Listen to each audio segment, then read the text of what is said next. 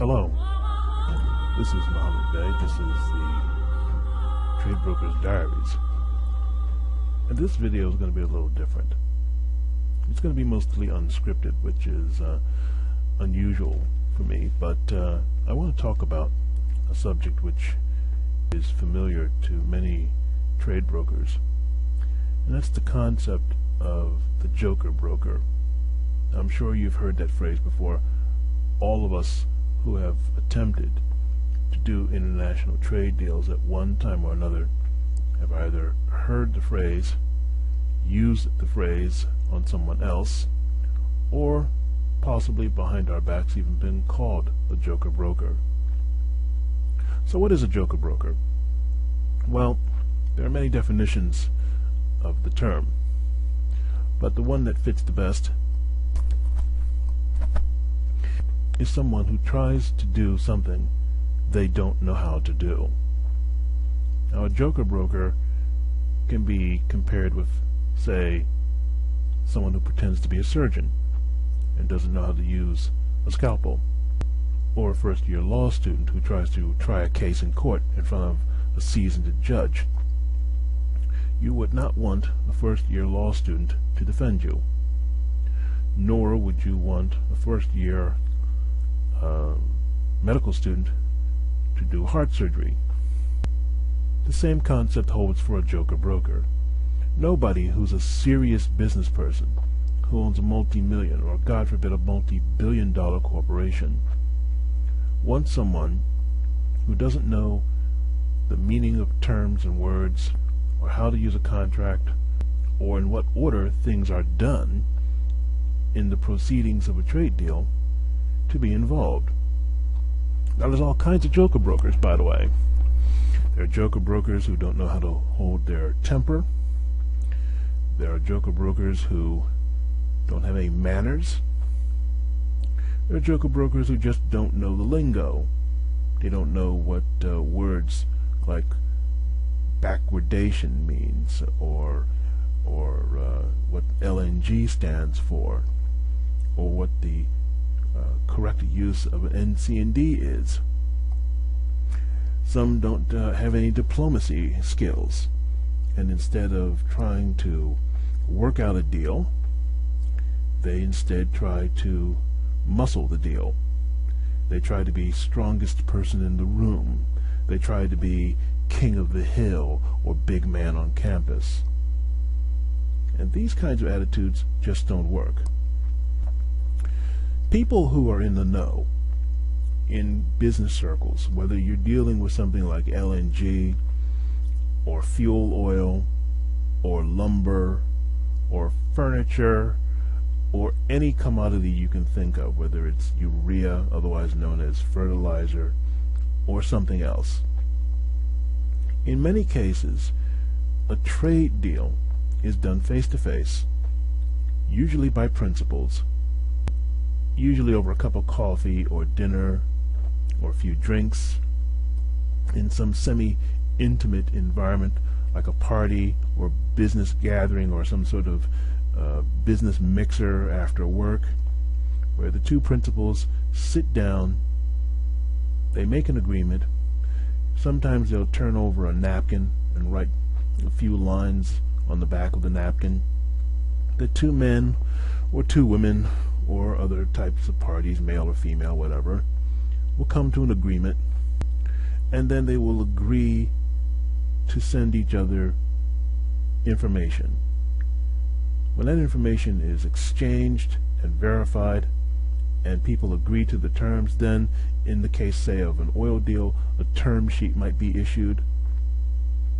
The client, the would-be buyer, can then sign or initial that document, and then a formal contract can be made. The suits, as it were, can sort of get in there and do their thing. Too often in trade deals, you will find that personalities bottleneck the entire process. Everyone wants the other party to move first. Nobody wants to take the initiative. Everyone is sure that their procedures are the right procedures. Now, this is hard to argue, because the truth is your procedures are right for you. But that does not necessarily mean that your procedures are going to be the right ones for the deal. Now, this is something that's hard for people to understand because they think if they have the upper hand that their procedures or their attitude is going to take precedence. The old saying does often apply.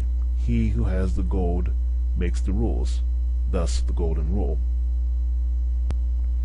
But in international trade, if you're just starting out, and even if you're not just starting out, you have to learn a few skills. One is diplomacy. Always start out by asking questions, not making statements. Two, always try to bring people together. Try to find that common ground. What's the best way to do this? Now, sometimes the best way is to stand your ground, particularly if you're on the seller side. Now, one point that I want to make here. If you are new to this whole world of internet trade brokering, where you sort of get into a forum and you stake out a claim as someone who can provide X, X, and X, it's always a good idea to work from the seller side. Buyers are a dime a dozen. But finding a good seller and having a good relationship with a good seller, someone who trusts you, and more importantly, someone who respects you and is willing to pay you either a fee, which is fixed, for finding them a buyer, or a commission, which is variable and can depend on the size of the deal, the terms of the deal, that is, how many years or months the deal is going to go.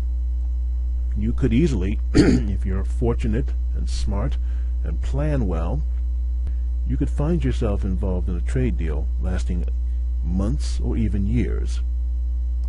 And the smart money is to play it cool. Start by having a good, strong contact, a good seller, or even better, a good seller/buyer, someone who knows what they're doing and can work both sides of a deal. In fuel, which is a popular venue for would-be trade brokers, it's always a good idea to work with someone who is working with a trade desk. And a trade desk has the capability of being title holder in many cases of a product. And as you may or may not be aware, if a group or trade desk doesn't actually have a product, in many cases they may not have it, they can either buy it in, or they can swap it out. They can call one of their friends in the industry and say, "Hey Joe, do you have this?" And Joe would say, "Yes, and I need X, and I have Y. Would you like to do a swap?" And Joe will say, "Yes, let's do a swap."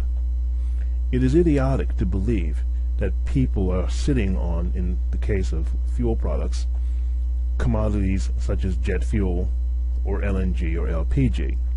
These products do not sit around waiting for people to pick them up like dollar sneakers in the dollar bin at the discount store. It doesn't work that way.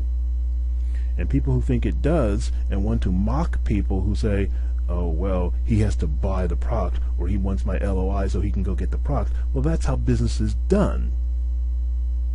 If you think that people are lying to you because they tell you the truth and say that, well, we don't have the product, but we're in a position to get it, that gives you some sort of justification for looking down your nose at them. Here you are, a newly minted trade broker with no deals under your belt, and you've been sitting at your desk at home in your basement or attic for God knows how long, and you're not getting anywhere, but you want to be judgmental.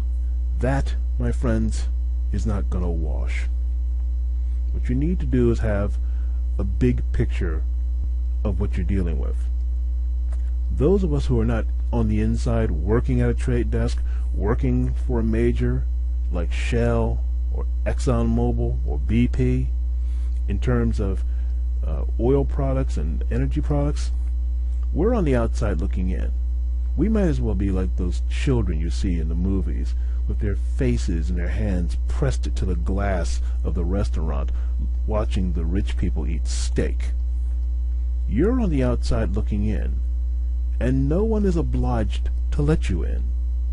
You either get in by knowing your business, being tenacious, having good contacts, and engaging in follow-through whenever possible, or you sit on the sidelines where you must fail, and subsequently you will wind up going back to whatever job you have now that you don't want in the first place, which is why you're trying to be a trade broker, or you must go on and do something else. Most of the people who call themselves trade brokers do so out of desperation. They want to make some money, they want to make it fast, they want to make it now, they want to make it big. This is not the case. If you're going to be a trade broker, you need to learn a few lessons. One, and I think I've said this before in some of my previous videos, it's going to take you years to become an overnight success.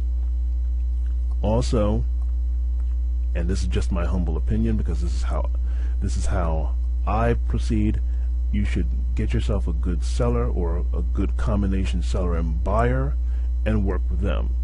Don't just try to work with a buyer.